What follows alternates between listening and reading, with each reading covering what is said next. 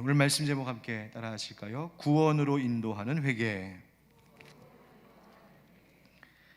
사순절 세 번째 주일입니다. 사순절을 시작하면서 우리는 이 사순절에 묵상하고 꼭 실천해야 하는 것들을 말씀의 주제로 삼아 하나님의 말씀을 나누고 있습니다. 첫 시간에는 나를 비우고 하나님으로 채우는 금식에 대하여, 그리고 두 번째 시간에는 무너진 마음들을 보수하는 긍휼, 곧 구제에 대하여 함께 말씀을 나누고 전했습니다. 오늘은 그 세 번째 시간으로 이 사순절 기간 우리가 놓칠 수 없는 그것, 바로 회개에 대한 말씀을 전하려고 합니다. 17세기 영국 청교도 목회자인 리처드 백스터는 그가 쓴 책 회심하지 않은 자들을 부르심이라고 하는 제목의 책에서 7가지의 교훈을 가지고 그의 이야기를 풀어가고 있습니다. 그 7가지 교훈 중에 첫 번째, 그리고 두 번째, 그리고 세 번째 교훈이 바로 다음과 같은 것인데요. 첫째, 악인들은 하나님께로 돌이켜야 하고 그렇게 하지 않으면 죽는다는 것이 하나님의 불변의 법이다. 둘째, 악인들일지라도 하나님께로 돌이키기만 하면 반드시 산다는 것이 하나님의 약속이다. 셋째, 하나님께서는 그 사람들이 회심하여 구원 얻는 것을 기뻐하신다. 여러분 믿으십니까? 한마디로 말하자면 회개하고 하나님께로 돌아오면 살고, 안 그러면 죽는다입니다. 살고 싶으면 빨리 돌아오란 말입니다. 이대로 살면 죽는다, 살고 싶으면 회개하고 하나님께로 돌아와라, 돌직구 같은 교훈입니다. 하나님은 사람들이 죽는 것 원치 않으신다, 구원받아 살기를 기뻐하신다. 이 교훈들이 거짓이 아닌 참 진리인 것은 하나님께서 이미 분명히 이렇게 말씀하셨기 때문입니다. 에스겔 33장 11절 말씀에 너는 그들에게 말하라, 주 여호와의 말씀이니라. 나의 삶을 두고 맹세하노니 나는 악인이 죽는 것을 기뻐하지 아니하고 악인이 그의 길에서 돌이켜 떠나 사는 것을 기뻐하노라. 이스라엘 족속아 돌이키라. 너희 악한 길에서 떠나라. 어찌 죽고자 하느냐 하셨다 하라. 아멘. 하나님은 분명히 죽고 사는 길을 우리에게 보여주고 계십니다. 성경은 우리에게 어떻게 하면 살 수 있는지, 어떤 길로 가면 멸망하게 되는지를 분명히 말해주고 있습니다. 그런데 많은 사람들이 내가 지금 죽을 길로 가고 있는지 살 길로 가고 있는지 모른 채 살아가고 있습니다. 아니, 죽을 길로 가고 있으면서도 내가 살 것처럼 착각하며 그 길을 고집스럽게 가기도 합니다. 거기에 아예 관심이 없는 사람들도 많습니다. 곧 이 길로 가다간 죽을 텐데 말이죠. 살고 죽는 문제, 난 별로 개의치 않습니다. 관심 없습니다. 지금 당장 먹고 사는 문제가 더 중요하지요. 한평생 하고 싶은 대로 그냥 즐기다 가겠습니다 하는 사람들, 그런 사람들에게 오늘 말씀은 아무 의미가 되지 않을 겁니다. 난 그런 것 믿지 않습니다, 믿을 수 없습니다, 믿고 싶지도 않습니다 하는 사람들에게도 오늘의 말씀은 그저 한낱 잔소리에 불과할 것입니다. 하지만 마태복음 13장에 나오는 가라지 비유에도, 그리고 24장에 나오는 혼인잔치 비유에서도 예수님께서는 그렇게 뽑히고 버려지고 쫓겨나게 될 자들에 대하여 다음과 같이 말씀하셨습니다. 그들이 슬피 울며 이를 갈리라. 슬피 울며 이를 갈리라. 우리 주님께서는 돌이킬 수 없는 후회와 통곡의 시간을 맛보지 않도록 우리에게 회개하라고 말씀하십니다. 앞서 리처드 백스터의 말처럼 주님은 우리가 죽기를 원치 않으신다고, 우리가 살기를 기뻐하신다고 말씀하십니다. 왜 그렇습니까? 죄 많고 허물 많고 연약한 우리이지만 우리를 사랑하시기 때문입니다. 그래서 아무리 말해도 듣지 않는 사람들, 영생 같은 거는 관심도 없다 하는 사람들, 나에게는 세상 일이 더 중요하고 세상에서 성공하고 잘 사는 것이 더 중요하다고 말하는 사람들, 나는 도무지 성경에서 말하고 저 목사가 말하는 것 믿을 수 없다 불신하는 사람들에게도 우리 하나님 아버지께서는 이제껏 그 긴 세월 동안 수많은 주의 종들을 통하여 하나님이 지금도 회개하라고 말씀하심을 들려주고 계신 것입니다. 시편 1편 6절에 시인은 이렇게 노래합니다. 우리 함께 읽어볼까요? 시작. 무릇 의인들의 길은 여호와께서 인정하시나 악인들의 길은 망하리로다. 아멘. 죄악의 길을 가는 인생의 끝은 반드시 멸망이라고 합니다. 그러나 내가 지금 어느 길에 있는지 사람들은 깊이 돌아보지도 않은 채 그저 익숙한 대로 편한 대로 살던 대로 자기 생각대로 자기 마음대로 그냥 거기에 빠져 젖어 살고 있습니다. 사랑하는 성도 여러분, 사순절, 이 사순절의 중요한 묵상은 바로 나를 돌아보는 것입니다. 하나님께서 우리에게 이 절기를 왜 주고 계실까요? 지금 너희가 어떤 길에 서 있는지 보라는 것입니다. 내가 지난 한 해 어떤 길로 걸어왔는지를 돌아보라는 겁니다. 그리고 만약 잘못된 길, 멸망하고 죽는 길 가고 있었다면 이제라도 멈춰 돌아서서 다시 하나님께로 돌아오라고, 그것이 내가 기뻐하는 일이라고, 네가 사는 길이라고 하나님께서 우리에게 회개의 기회를 주고 계신 것이죠. 사랑하는 성도 여러분, 올해 사순절엔 여러분 회개할 것이 없으십니까?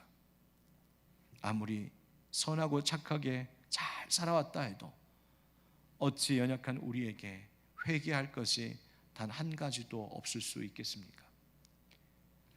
이제 함께 나눌 말씀은 그래서 살고자 하는 사람들에게는 빛과 같은 말씀이요 죽어가던 사람들에게 생명과 같은 말씀이 될 것입니다. 그러므로 오늘 하나님께서 들려주시는 이 말씀에 귀를 기울이시고 그 말씀 앞에 우리를 정직하게 돌아봄으로 결단하고 변화하는 놀라운 은혜가 우리들 가운데 있기를 주 예수 그리스도의 이름으로 축원드립니다. 한번 따라합시다. 나부터 회개해야 합니다. 하루는 예수님께서 무리들과 제자들에게 하나님의 심판에 대하여서 길게 말씀을 가르쳐 주셨습니다. 어리석은 부자와 같이 세상 재물에 욕심내지 말고 하나님께 대하여 부요한 자가 되라고, 세상 재물 때문에 염려하지 말고 너희 보물 하늘 창고에 쌓는 자가 되라고, 주인이 이 땅에 언제 다시 오실지 아무도 모르니 너희는 늘 준비하고 깨어 있으라고 말씀하십니다. 그러면서 이 시대를 살아가는 동안에 이 시대에서 일어나는 일들을 잘 분간하고 분별하고 옳은 것을 판단할 줄 알아야 한다고 말씀해 주셨습니다. 그것이 누가복음 12장의 이야기입니다. 그런데 그 말씀이 끝나자 몇몇 사람이 예수님 앞에 나와서 한 말씀을 드리는데 그 당시에 있었던 아주 비극적인 일 하나를 언급합니다. 그 당시 무슨 일이 있었냐면 유다 총독 빌라도가 갈릴리 사람들을 잔인하게 학살하는 일이 있었습니다. 당시 역사가 요세푸스의 증언에 따르면 당시 수천 명의 사람이 성전에서 제사를 드리다가 빌라도에게 학살을 당했던 일이 있었다고 말하는데 아마도 그들이 로마로부터의 독립을 위하여 반란을 일으켰던 그 이유인지 그 확실한 연유는 다 알기 어렵지만 아무튼 당시에 너무나 끔찍하고 충격적인 일이 일어났었습니다. 예수님께 이 말씀을 드리는 사람들이 과연 어떤 마음, 어떤 의도로 이 일을 언급했는지는 성경에 드러나고 있지는 않지만 다만 당시 유대인들의 보편적인 사고방식을 미루어 짐작해 보건대 이런 재앙과 같은 일을 당하거나 어떤 사람이 큰 일을 겪으면 유대인들은 대충 이런 생각했습니다. 아유, 저 사람이 얼마나 죄가 많아서 저런 일을 당할까? 즉 모든 문제를 그가 지은 죄의 문제로 결부시켜 보는 겁니다. 아유, 저 사람 죄 많이 지었나 보다. 실례로 태어날 때부터 앞을 보지 못했던 사람을 보고 예수님의 제자들이 예수님께 뭐라고 물었습니까? 랍비여, 이 사람이 맹인으로 난 것이 누구의 죄니까? 자기 죄니까? 부모의 죄니까? 그것이 그들의 사고방식이었습니다. 그것이 그들이 문제를 바라보고 어떤 어려운 일을 바라봤을 때의 관점이었습니다. 빌라도에게 학살을 당한 안타까운 그 갈릴리의 많은 사람들에 대하여도 아마도 그들은 그런 관점, 그런 이해를 가지고 있었던 것 같습니다. 그러자 예수님께서 다음과 같이 말씀하시는 것이죠. 2절 3절입니다. 대답하여 이르시되 너희는 이 갈릴리 사람들이 이같이 회받음으로 다른 모든 갈릴리 사람보다 죄가 더 있는 줄 아느냐? 너희에게 이르노니 아니라 너희도 만일 회개하지 아니하면 다 이와 같이 망하리라. 아멘. 너희도 회개하지 않으면 무슨 뜻입니까? 이 문제는 비단 저들의 문제, 아니 저들이 어떠한 것에 대해서 너희가 관심을 둘 것이 아니라 저것을 바라볼 때에 너는 너에게 관심을 가져야 된다는 겁니다. 너의 문제요, 우리의 문제로 바라보라는 것입니다. 저들의 죄가 얼마나 많아서 그런 일을 당했는가, 그런 비난의, 그런 의심의 눈초리로 볼 것이 아니라 이런 일들을 보면서 과연 나는 어떻게 살고 있는가, 너희 자신을 돌아보라고 예수님이 말씀하시는 겁니다. 이것을 강조하시기 위하여 예수님은 당시 사람들에게 이미 널리 알려져 있었을 또 다른 한 이야기, 참 안타까운 이야기를 들려주십니다. 얘들아, 실로암에서 망대가 무너졌던 사건 알지? 그 사고로 인해서 무너진 망대에 깔려 18사람이 죽었어. 이것에 대하여서도 사람들이 일반적으로 갖고 있었을 생각을 예수님은 깨뜨리셨습니다. 동일하게 이렇게 말씀하신 거예요. 그 사고로 죽은 사람들이 죄가 많아서 죽은 줄 아느냐? 너희보다 죄가 많아서 너희는 살고 그들은 죽은 줄 아느냐? 아니다. 5절 같이 함께 읽읍시다. 시작. 너희에게 이르노니 아니라 너희도 만일 회개하지 아니하면 다 이와 같이 망하리라. 아멘. 세상에서 벌어지고 있는 여러 가지 일들을 보면서 우리는 어떤 생각을 가지고 있을까요? 그 사건을 통하여, 그 일들을 통하여 하나님께서 우리에게 말씀하고자 하시는 것이 있다는 겁니다. 우리가 가져야 될 태도가 있다는 거예요. 그것이 무엇입니까? 다른 사람들에 대하여 판단하지 말고, 정죄하지 말고, 이렇다 저렇다 말하지 말고, 너 자신부터 돌아보고 회개하라는 겁니다. 그러고 생각해 보니 우리는 세상에서 일어나는 여러 가지 일들을 보면서 참 많은 생각, 또 많은 말을 내뱉으며 사는 것 같습니다. 어떤 집에 어려움을 당하면 아무 의미 없이, 아무 도움도 안 되게, 아유 왜 저런 집에, 저 집에 이런 일이 있어, 무슨 큰 잘못을 했나? 하나님이 노하셨나? 여러분, 이런 말도 하죠. 잘 되면 내 탓, 안 되면 조상 탓이라고요. 무슨 일이 있을 때 사람들은 나를 돌아보기보다 다른 사람들 들먹이길 좋아합니다. 심지어 돌아가신 조상까지 끌어다가 조상 탓이라고요. 이런 말도 하죠. 전생의 업보, 잊지도 않은 전생을 가져다 붙이기도 합니다. 여러분, 이런 것에 담겨져 있는 마음의 자세들이 뭡니까?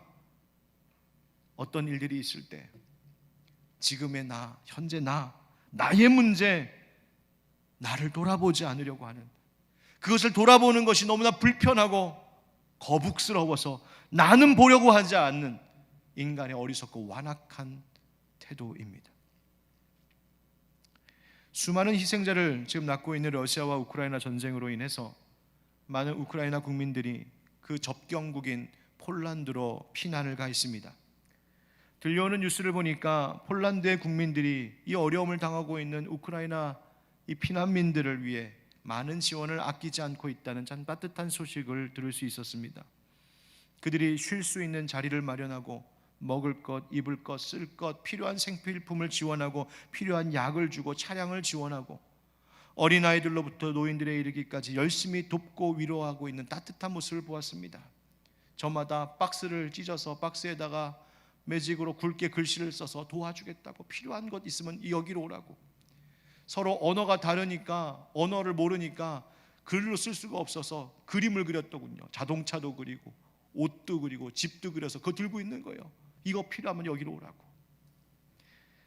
그들이 그렇게 전쟁 피난민들을 돕는 이유가 뭘까 가만히 생각해 보다가 그럴 수 있겠구나라는 생각이 들었습니다. 폴란드 국민들에게도 더한 아픔의 역사가 있었기 때문입니다. 세계 2차 대전 히틀러는 유럽의 유대인들을 모조리 멸종시키겠다며 수많은 사람들을 강제노동 수용소에 잡아두고 노동을 시키고, 그것만 아니라 주기적으로 수많은 사람들을 가스실에서 학살했습니다. 노약자, 어린이 할 것 없이 가스실에서 수많은 사람들이 죽어갔지요. 그때 죽은 사망자의 수를 정확히 잘 모릅니다. 많게는 400만, 600만까지도 이야기를 합니다. 바로 그들을 수용했던 곳이 아우슈비츠입니다. 그리고 그 아우슈비츠가 있는 곳이 폴란드이고, 그곳에 최초로 수송되어 왔었던 사람들, 그 가스실에서 죽어갔던 최초의 사람들도 폴란드 사람들이었습니다.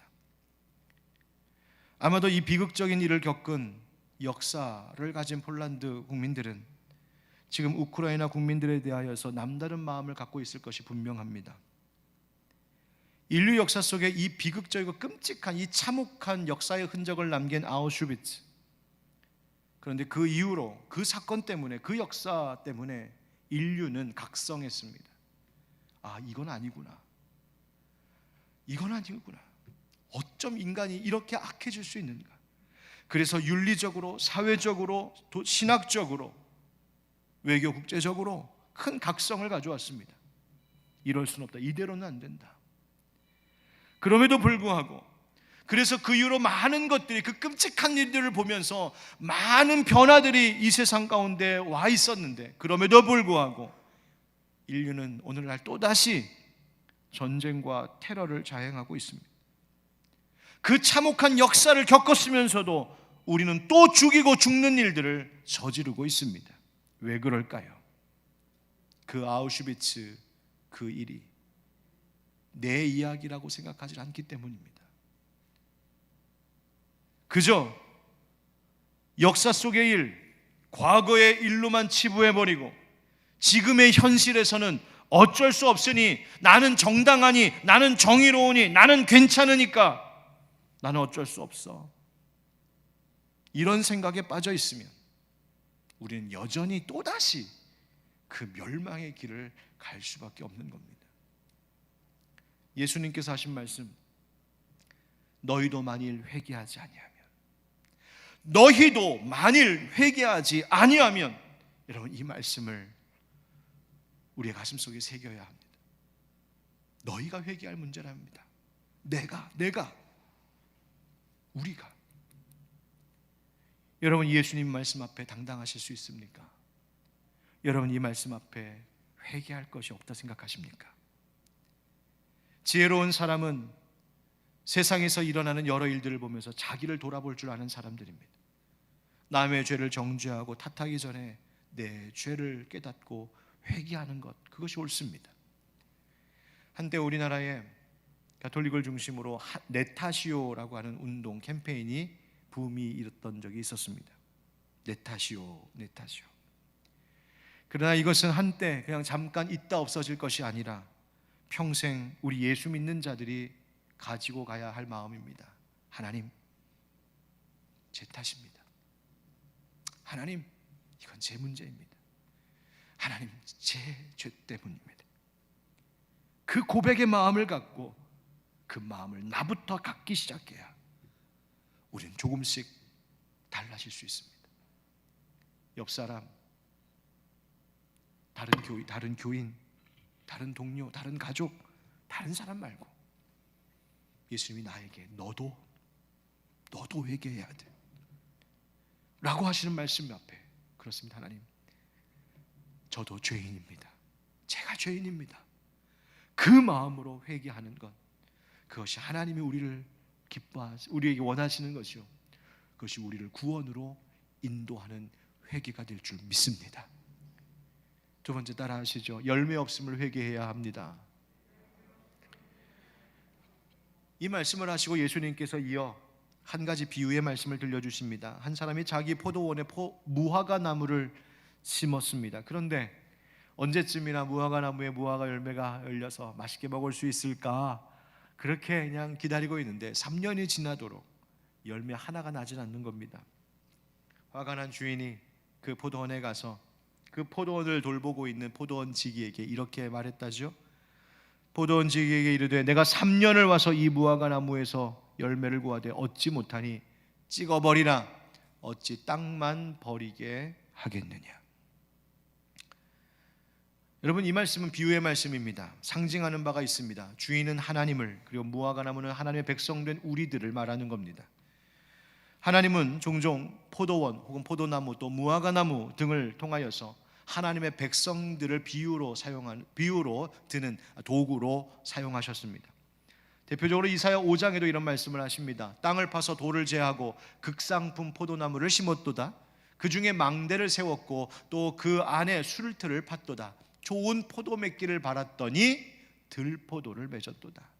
7절에 무릇 만군의 여호와의 포도원은 이스라엘 족속이요 그가 기뻐하시는 나무는 유다 사람이라.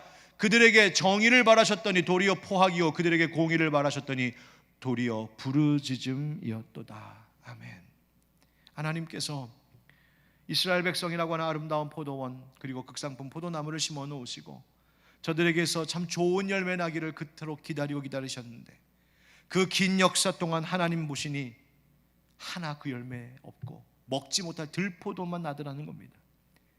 하나님이 정의의 열매를 바라셨는데 그들이 낸 열매는 포악이요 하나님이 공의의 열매를 바라셨는데 그들이 낸 열매는 고통 속에 비명을 지르는 부르짖음만 들리더라는 것입니다. 하나님이 원하시는 열매가 나지 않는 것. 여러분, 우리의 인생도 하나님이 원하시고 바라시는 열매 맺지 못하는 것이 우리가 하나님 앞에 회개해야 할 일인 줄 깨닫는 은혜가 있기를 간절히 바랍니다. 오늘 본문에 보면 2절 말씀에도 죄라는 말이 나오고요 4절 말씀에도 죄라는 말이 나옵니다. 우리말로는 똑같이 죄라고 했지만 원어 성경을 보면 그 두 죄는 서로 다른 헬라어 단어를 사용하고 있습니다. 물론 똑같은 죄라는 의미이긴 합니다만 2절에서 사용된 단어는 하마르톨로이라고 하는, 소위 우리가 화살을 쏘면 관역에 정확히 맞아야 되는데 그것이 빗나가는 것을 말할 때 쓰는 말인데요. 그래서 이 죄라고 하는 것은 하나님이 원하시는 목적, 원하시는 방향대로 가지 않냐고 어긋나고 빗나간 것이 죄임을 이야기하는 것입니다. 그것이 바로 2절에 쓰인 죄입니다. 그런데 4절에서는 다른 단어를 썼습니다. 오페일레타이라고 하는 단어를 쓰는데 이 오페일레타이라고 하는 말은 무슨 말이냐면 금전적으로 혹은 도덕적으로 관계적으로 빚지은 자를 얘기하는 겁니다. 빚진 사람, 즉 마땅히 갚아야 할 어떤 것을 갚지 않고 있는 것이 죄라는 말입니다. 여러분 기억하십시오. 우리가 하나님이 원치 아니하시는 잘못된 길로 가는 것도 물론 죄이거니와 하나님께 우리가 마땅히 해야 할 일 하지 않고 갚아야 할 것 하지 않고 열매 맺지 않는 것도 여러분 하나님께 빚을 지고 있는 죄라는 사실을 기억하시기 바랍니다. 여러분 하나님께 빚지고 계신 것 없으십니까? 저는 오늘 설교를 준비하면서 말씀을 묵상하며 생각하다 보니 저는 하나님께 지은 빚이 너무나 많다는 사실을 또다시 깨달았습니다. 저를 부르셔서 하나님의 자녀 되게 하신 것도 빚이요, 이제까지 삶을 살아온 것도 하나님께 지은 빚이요, 신학을 공부하고 여러 경험들을 하고 목사가 되고 목회를 하고 가정을 꾸리고 또 이렇게 하늘빛 광성교회에서 목회하면서 이 교회를 든든히 하나님 세워주시고 여러분들과 같이 참 좋은 성도님들을 만나 행복하게 목회하고 있는 것 돌아보니 모든 것이 다 하나님께 지은 빚, 사랑의 빚이요 은혜의 빚임을 깨닫게 되었습니다. 참으로 제 인생이 빚투성이라고 하는 생각이었습니다. 물론 제가 그리고 우리들이 아무리 뭔가를 열심히 한다고 해도 하나님께 지은 빚을 무슨 수로 다 갚을 수 있겠냐마는, 그러나 하나님은 그러기에 우리에게 너희가 열매 맺는 삶을 살라고 말씀하십니다. 어떤 열매를 맺을까요? 하나님, 회개의 열매 맺으라고 하시는 겁니다. 너희들 회개할 것 회개해야 된다. 회개의 열매 맺으라. 사랑의 열매를 맺으라고도 말씀하십니다. 의의 나무 되게 하셨으니 정의의 열매, 공의의 열매, 의의 열매를 맺어야 하고, 우리에게 성령 부으셨으니 우리의 삶 가운데 성령의 열매도 볼 수 있어야 합니다. 내가 하나님께 용서받았으니 나도 누군가를 용서하고 화해하는 열매도 있어야 합니다. 말씀 주셨고 말씀대로 살라 하셨으니 말씀 순종의 열매가 있어야 하고, 무슨 일이 있든 기도하라고 하셨으니 기도의 열매도 있어야 합니다. 경건의 열매가 있어야 하고 충성의 열매가 있어야 하고 성경에서 말하고 있는 모든 섬김과 봉사의 열매도 있어야 합니다. 나눔의 열매, 베품의 열매, 선행의 열매가 있어야 한다고 말씀하시는 겁니다. 우리는 어떻게 살고 있습니까? 열심히 살고 있는데 과연 우리의 삶 가운데 얻는 것은 다 누구를 위한 것들입니까? 나무는, 열매 맺는 나무는 절대로 자기를 위해 열매 맺는 일이 없습니다. 나무는 그 열매를 맺어 사람들을 먹이고 하늘에 나는 새들을 먹이고 들에 뛰는 짐승들을 먹입니다. 하다못해 그 남는 것이 있으면 스스로 땅에 떨어뜨려 그 땅을 더 기름지게 하는 것이 나무입니다. 말씀 준비하다가 이런 말을 생각해 보게 되었습니다. 한번 같이 읽어보실까요? 시작.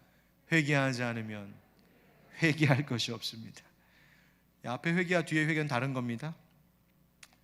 회개하지 않으면 회개할 것이 없습니다. 무슨 의미냐면, 제가 생각해 보니까 하나님 부르시는 그날 가면 해야 될 일이 있더라고요. 하나님 주님 앞에, 주님의 심판대 앞에 서면, 주님, 제가 이 땅 사는 동안에, 또 하나님 주신 하늘빛 광성교회 목회하는 동안에 하나님 이런 일을 했었고 이런 열매 있었습니다. 하나님 부족하지만 저 이 열매 하나님 앞에 드립니다 하면 하나님 앞에 그 수를 계수하는, 그것을 회개해야 될 일이 있더라고요. 그런데 정작 내가 이 땅에서 살아가는 동안에 내 죄를 회개하지 않으면 주님 앞에, 이것이 주님 앞에 드린 열매입니다라고 보여드릴 회개할 것이 아무것도 없겠구나라는 생각이 들었습니다. 여러분 어떻습니까? 열매 맺고 살고 계십니까? 그 열매 누구 위한 겁니까? 우리 하나님께 지은 빚 갚으며 살아가십시다. 평생 다해도 못하겠지만 아무 열매도 맺지 않는 것이 바로 죄인 줄 깨닫고 회개합시다. 하나님께서 심으신 나무 바로 우리들인데, 우리가 맺어야 할, 마땅히 맺어야 할 열매, 이제까지 맺지 못하며 살았던 것 우리 회개하고, 우리에게 주어진, 우리에게 남은 삶을 들여 의의 열매, 성령의 열매 맺으며 살아가는 복된 우리들 되기를 주 예수 그리스도의 이름으로 축원드립니다. 마지막 따라 합시다. 지금 회개해야 합니다. 여러분, 회개에 있어서 굉장히 중요한 것이 있습니다. 바로 그것은 타이밍입니다. 오늘 말씀에 주인이, 그 비유 말씀에 주인이 이 포도원에 있는 이 무화과 나무, 3년 동안도 열매를 맺지 않고 있는 나무를, 야, 이거 둬서 뭐 하겠냐, 땅만 버리지, 찍어버리겠다고 하자 그 나무를 돌보는 포도원지기가 이미 3년이나 기다려온 주인에게 다시 한번 간곡히 청합니다. 뭐라고요? 우리 8절 9절 읽습니다. 시작. 대답하여 이르되 주인이여,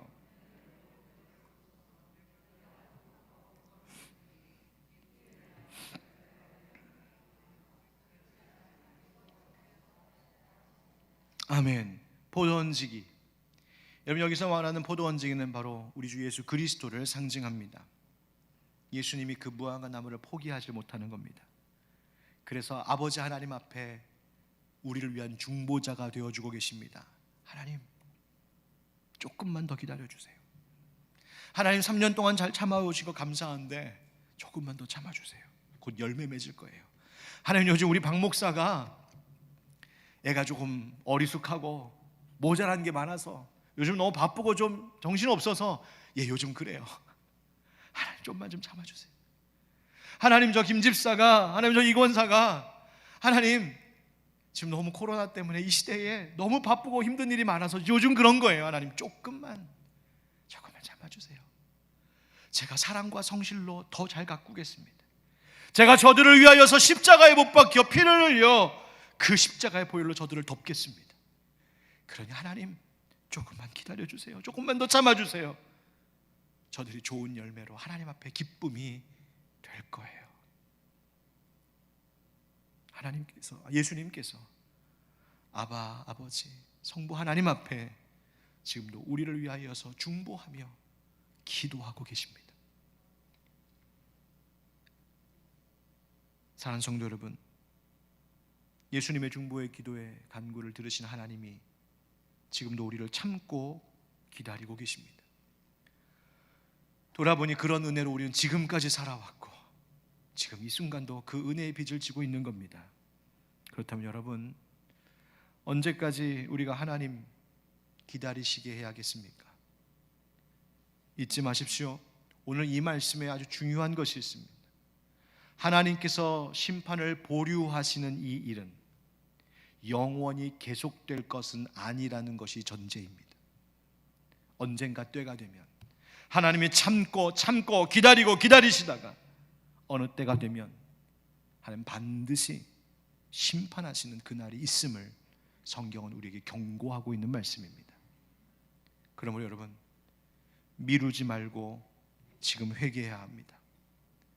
우리가 오늘 예배 가운데 불렀던 찬송가 521장 3절에 이런 가사가 있었죠. 구원의 문 열렸으니 주의 공로 힘입어 주저 말고 들어가서 생명길로 갑시다. 구원의 문 닫힌 후엔 들어가고 싶으나 한 번 닫힌 구원의 문 또 열려지지 않으리. 회개는 타이밍입니다. 미룰 수 없습니다. 여러분, 하나님께서는 여러 가지로 우리에게 말씀하시는데 때로는 꿈을 통하여 우리에게 하나님의 마음을 비춰주실 때도 있습니다. 물론 그 꿈에 대한 분별이 분명히 필요한 일입니다만 때로는 꿈을 통하여 마음의 깨달음과 감동을 주실 때도 있는 것 같습니다. 얼마 전 제가 잠을 자다가 꿈을 꿨습니다.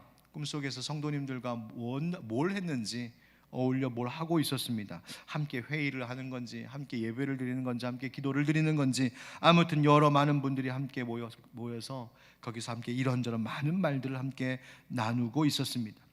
그런데 그렇게 모여있는 우리들에게, 특별히 저에게 하나님께서 그 꿈에 한 단어를 주셨는데 그 단어를 듣고 왜 그랬는지 저는 꿈속에서도 너무 놀라고 그 마음이 아프기도 했고 떨리는 마음에 깜짝 놀라서 자신을 깼습니다. 아마 잠꼬대도 했던 것 같습니다.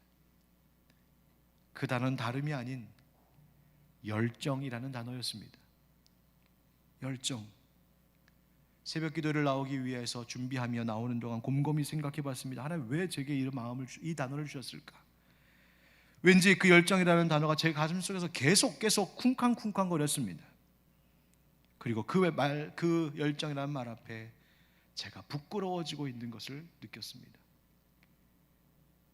열정을 가져라, 열정을 회복해라.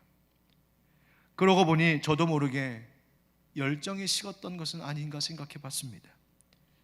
어느덧 담임 목회 노릇하는 것이 익숙해져 버린 것은 아닌지, 또 코로나 이 힘든 시대를 핑계대면서 목회의 열정마저 식어버린 것은 아닌지, 아무리 해도 안 되는 어떤 일들을 보면서 아유 이건 진짜 안 되는 것이구나 그저 쉽게 포기해버린 것은 없는지, 그렇게 열정이 식어버림에 대해서 그 새벽 하나님께 회개했습니다. 사랑하는 성도 여러분, 여러분은 회개할 것 없으십니까? 너무 늦지 않게 회개하실 수 있기를 바랍니다.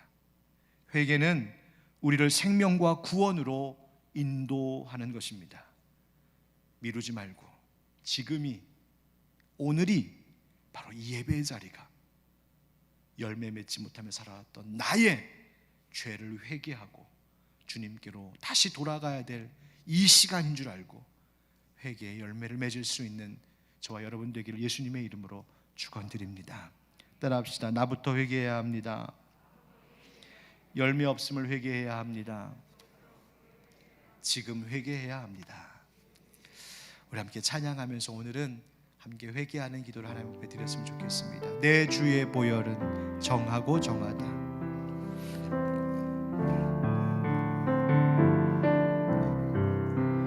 내 주의 보혈은 정하고 정하다. 내 죄를 정케 하신 주 날 오라. 2절 약하고 추해도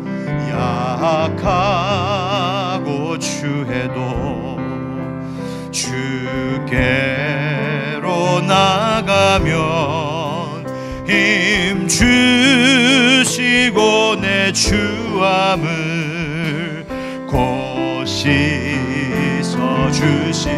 내가 주께로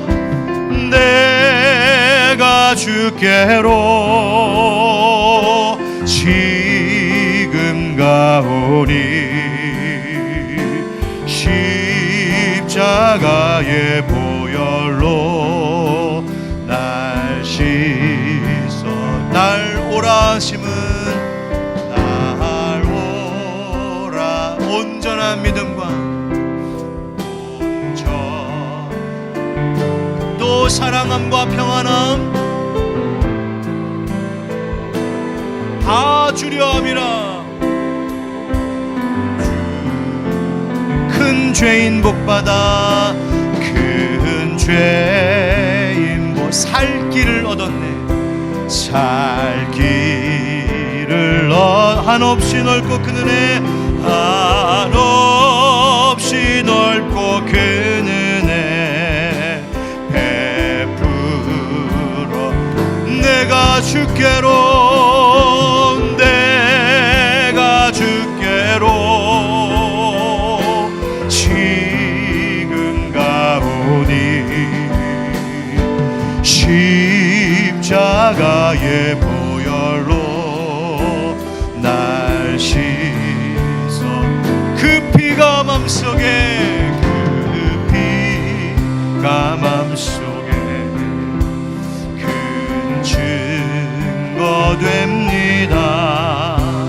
내 기도 소리 들으사 다 허락, 내가 주께로, 내가 주께로 지금 가오니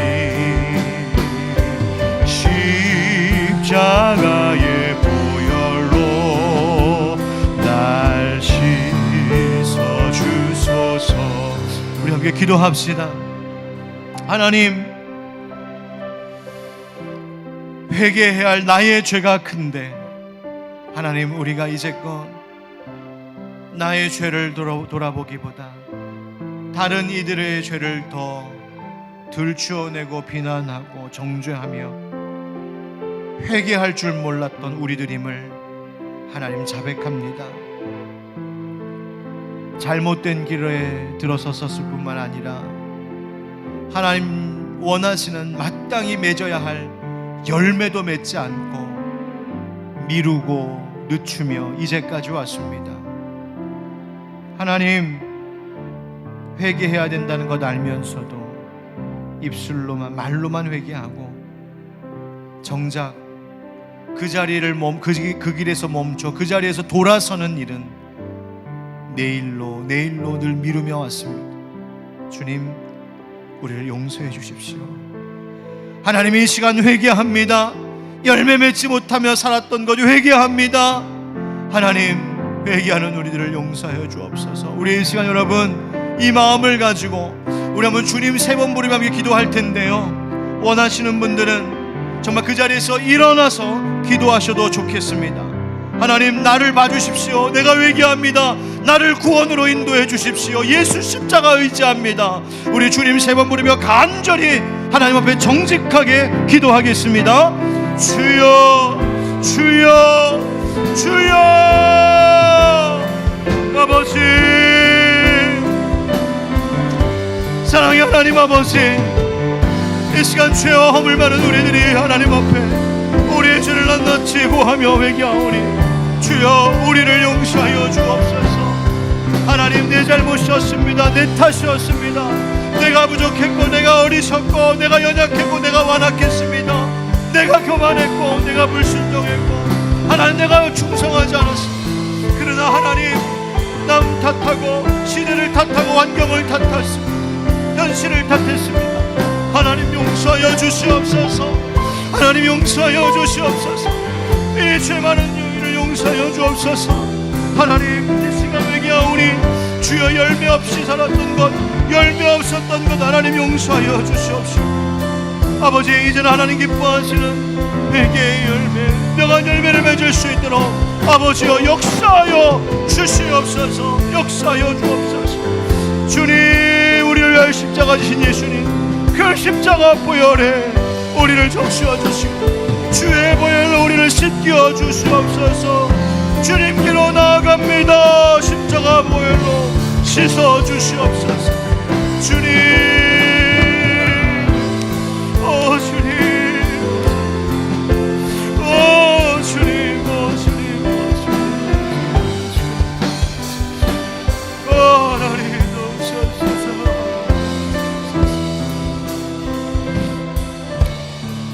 여러분, 이 시간 진정으로 하나님 앞에 회개하며 또 기도하기를 원하는 분들 한번 자리에서 일어나시죠. 제가 일어난 분들 위해서 기도하겠습니다.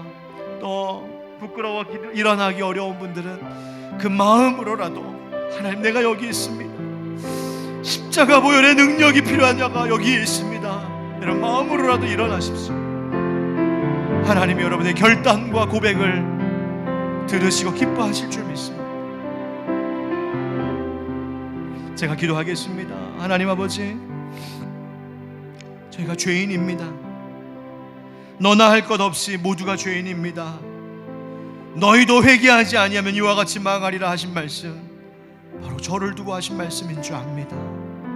하나님, 부족한 이 종을 비롯하여서 지금 그 자리에 서서 하나님 회개합니다. 예수 보혈로 우리를 씻어주시옵소서. 고백하며 자백하는 귀한 성도들, 주님, 우리 중보자 되신 예수님의 간절한 구함에 응답하여 주셔서 하나님 조금만 더 참아주시고 우리를 용서하여 주시옵소서. 예수 십자가 보혈로 우리의 죄와 허물을 씻어주시고 모든 것 하나님 새롭게 하여 주셔서 이제는 하나님 정말 하나님 기뻐하시는 열매를 맺으며 살아가는 우리들이 되게 하여 주시옵소서. 죄짐 맡은 우리 구주, 참 좋은 친구 주님, 이제 주님이 그 십자가에서 우리의 모든 무거운 짐 대신 지셨으니 하나님, 우리의 불필요한 죄책감 가운데 우리가 시달리지 않게 하시고 죄의 굴레에 하나님 묶여있지 않게 하여 주시고 이제는 그 죄악된 것들로부터 자유하게 되어 하나님 영광 위하여서 살아가는 삶, 하나님 기뻐하시는 열매를 위하여서 살아가는 우리들의 인생이 되도록 성령님, 우리를 새롭게 하여 주시옵소서. 사랑하는 성도들, 심령과 육신의 건강과 하는 일들과 가정 위에 평강 베풀어 주시고 저들의 삶에 하나님 기뻐 받으실 좋은 열매가 많이 맺혀질 수 있도록 주여 은혜 내려 주시옵소서. 십자가의 보혈로 우리를 감추시고 용서하시는 우리 주 예수 그리스도의 이름으로 축복하며 기도하옵나이다. 아멘. 이제는 우리 주 예수 그리스도의 은혜와 하나님 아버지의 크고 극진하신 사랑과 성령의 교통하심과 역사하심이 나부터 삶의 열매가 없었음을 바로 지금 이 순간 회개합니다 고백하며 결단하는 귀한 주의 모든 성도들 가운데, 저들의 가정과 평생 가운데 일터와 이 사회와 그리고 사랑하는 이 교회 위에 영원까지 함께 하시기를 간절히 축원하옵나이다. 아멘.